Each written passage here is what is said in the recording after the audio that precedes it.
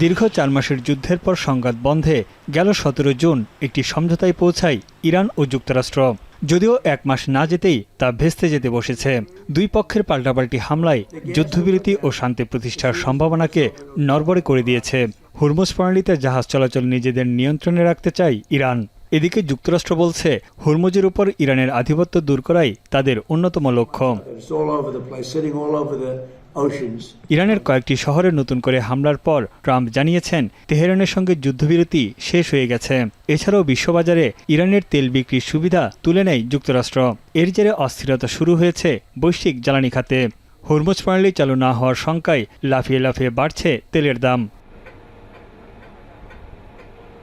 একদিনের ব্যবধানে অপরিশোধিত জ্বালানি তেলের দাম 1% বেড়ে ব্যারেল প্রতি দাঁড়িয়েছে 78.8 মার্কিন ডলারে, যা গেল 2 সপ্তাহের মধ্যে সর্বোচ্চ।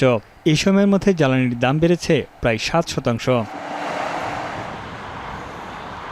এদিকে ওয়াশিংটন ও তেহরানের মধ্যে নতুন করে সংঘাতের জেরে যুক্তরাষ্ট্রে উচ্চ মুদ্রাস্ফীতি এবং সুদের হার বাড়ার উদ্বেগ দেখা দিয়েছে। এর জেরে আন্তর্জাতিক বাজারে কমেছে স্বর্ণ ও রূপার দাম। মূল্যবান ধাতু স্বর্ণকে মুদ্রাস্ফীতির বিরুদ্ধে একটি সুরক্ষা হিসেবে বিবেচনা করা হয়। নিউ ইয়র্ক মার্কেন্টাইল এক্সচেঞ্জ মার্কেটে একদিনের ব্যবধানে স্বর্ণের দাম 1.8 এবং রূপার দাম 4.5% কমেছে। নতুন করে ইরান যুক্তরাষ্ট্রের হামলায় নেতিবাচক প্রভাব পড়েছে মার্কিন শেয়ার বাজারেও। যুক্তরাষ্ট্রের শেয়ার বাজারের প্রায় সব সূচকই নিম্নমুখী। কৃত্রিম বুদ্ধিমত্তা প্রযুক্তি খাতের শীর্ষস্থানীয় কোম্পানি মাইক্রোসফট, অ্যামাজন এবং অ্যালফাবেটের শেয়ার দরও কমেছে। তানভীর চনি, এখন বিশ্ব।